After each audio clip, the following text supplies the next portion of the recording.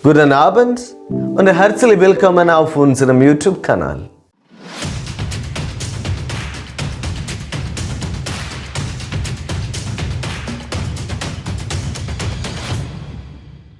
Heute ist der 25. Sonntag im Jahreskreis. Das Thema an diesem Tag lautet: Bist du neidisch? Um besser verständlich zu machen, hören wir auch heute einen kleinen Teil aus dem Matthäus-Evangelium. Kapitel 20, Vers 1 bis 16. Aus dem heiligen Evangelium nach Matthäus. In jener Zeit erzählte Jesus seinen Jüngern das folgende Gleichnis. Mit dem Himmelreich ist es wie mit einem Gutsbesitzer, der früh am Morgen sein Haus verließ, um Arbeiter für seinen Weinberg anzuwerben. Er einigte sich mit den Arbeitern auf einen Denar für den Tag und schickte sie in seinen Weinberg. Um die 3. Stunde ging er wieder auf den Markt und sah andere dastehen, die keine Arbeit hatten. Er sagte zu ihnen: Geht auch ihr in meinen Weinberg, ich werde euch geben, was recht ist. Und sie gingen. Um die 6. und um die 9. Stunde ging der Gutsherr wieder auf den Markt und machte es ebenso. Als er um die 11. Stunde noch einmal hinging, traf er wieder einige, die herumstanden, und sagte zu ihnen: Was steht ihr hier den ganzen Tag untätig herum? Sie antworteten: Niemand hat uns angeworben. Da sagte er zu ihnen: Geht auch ihr in meinen Weinberg.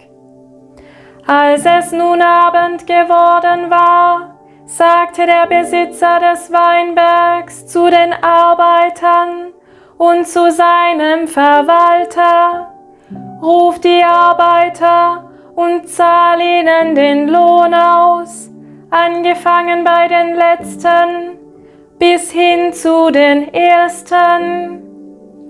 Da kamen die Männer, die er um die 11. Stunde angeworben hatte, und jeder erhielt einen Denar.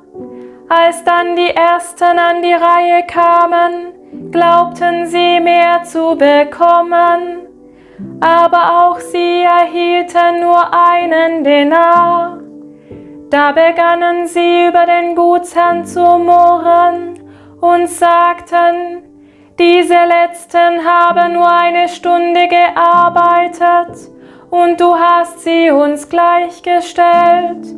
Wir aber haben den ganzen Tag über die Last der Arbeit und die Hitze ertragen. Da erwiderte er einem von ihnen: Mein Freund, dir geschieht kein Unrecht. Hast du nicht einen Denar mit mir vereinbart? Nimm dein Geld und geh. Ich will dem Letzten ebenso viel geben wie dem Ersten. Darf ich mit dem, was mir gehört, nicht tun, was ich will?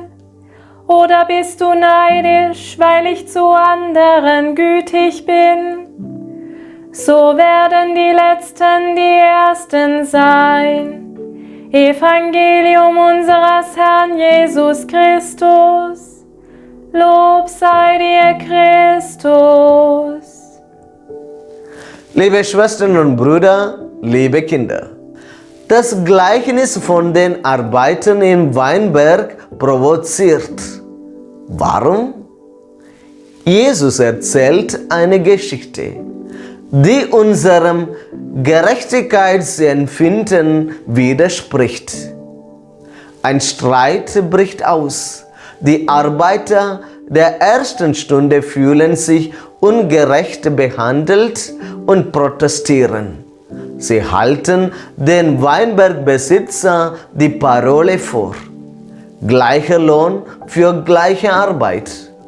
Dieser jedoch bestreitet, dass er irgendjemandem Unrecht zugefügt hat.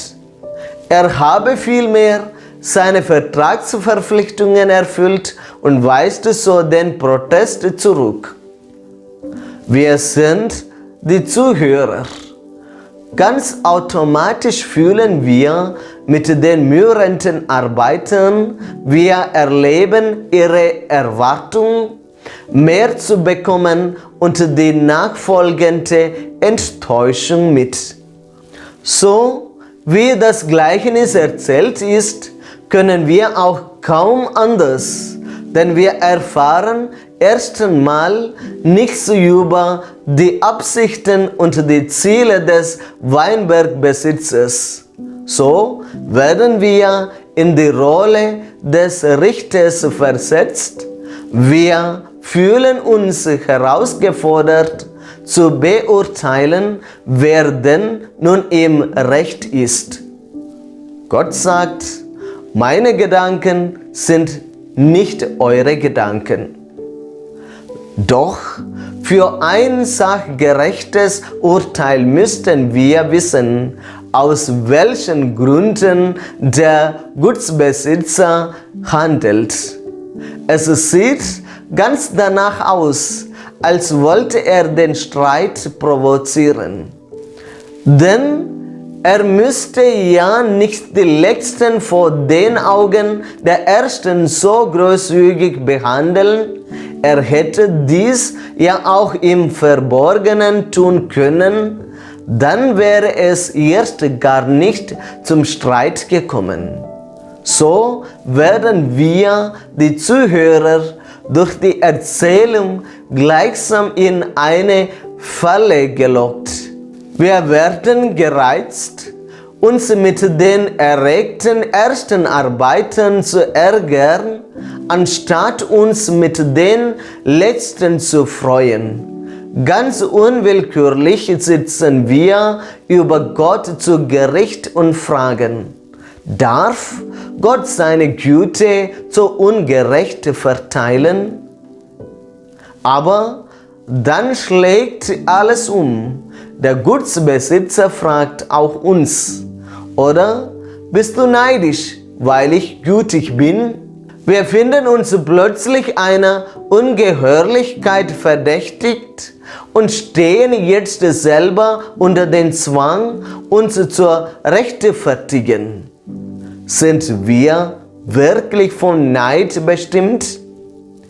Ist die Gerechtigkeit, die wir einklagen, nur unsere Habsucht? Denn im Neid über jene, die nur eine Stunde gearbeitet haben und denselben Lohn bekamen, habe ich etwas sehr Wesentliches übersehen. Diese Arbeiter waren wie alle anderen in aller Frühe dort. Sie haben genauso gewartet.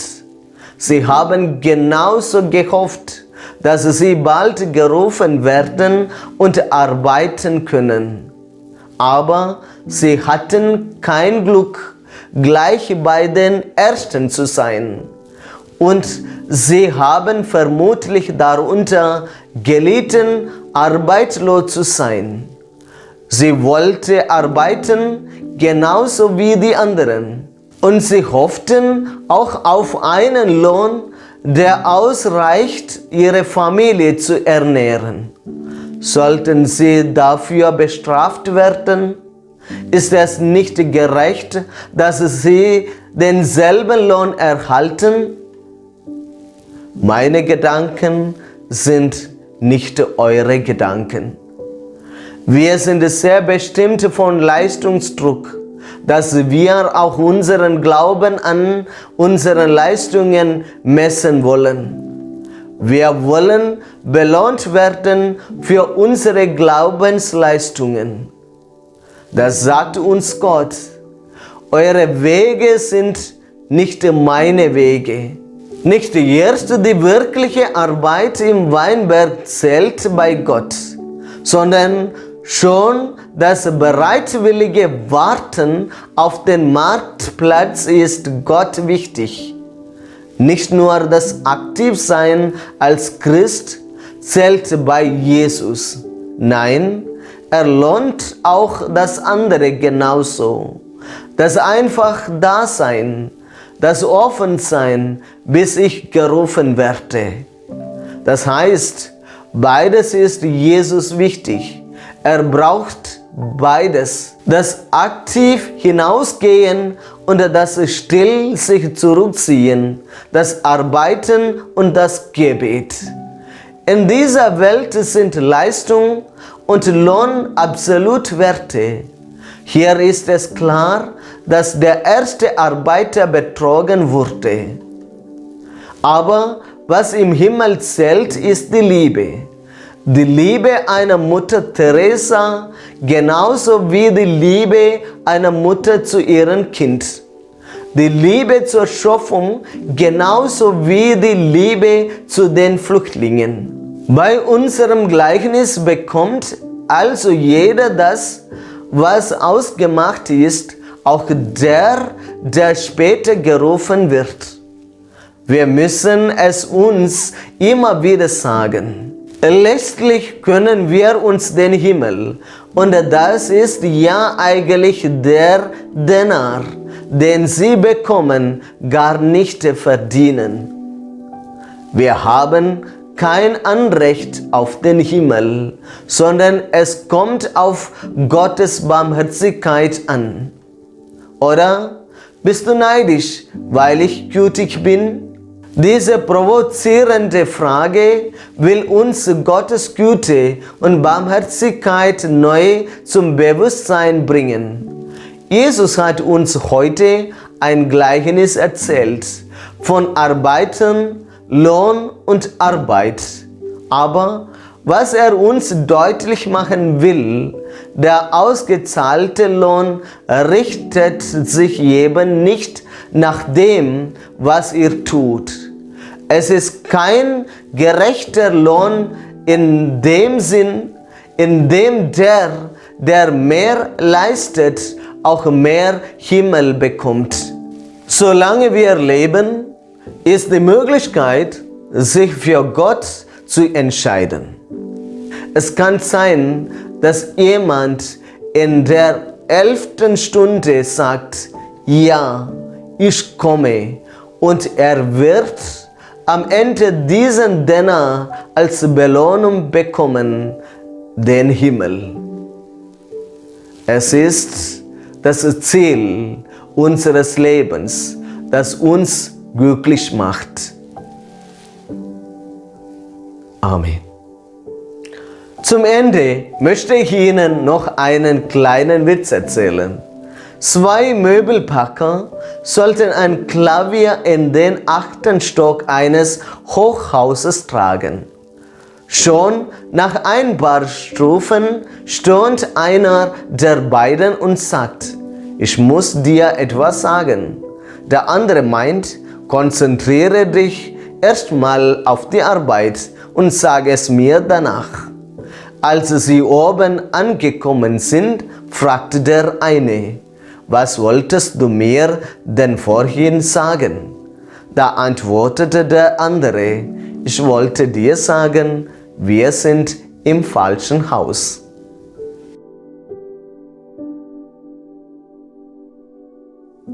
Ich danke Ihnen sehr herzlich für Ihren Besuch und Ihr Interesse an diesem Gedanken zum heutigen Tag. Ich wünsche Ihnen noch einen schönen Sonntag, eine gute Woche und bleiben Sie gesund. Ich würde mich sehr freuen, wenn wir uns hier auf diesem Kanal am kommenden Samstag wiedersehen würden.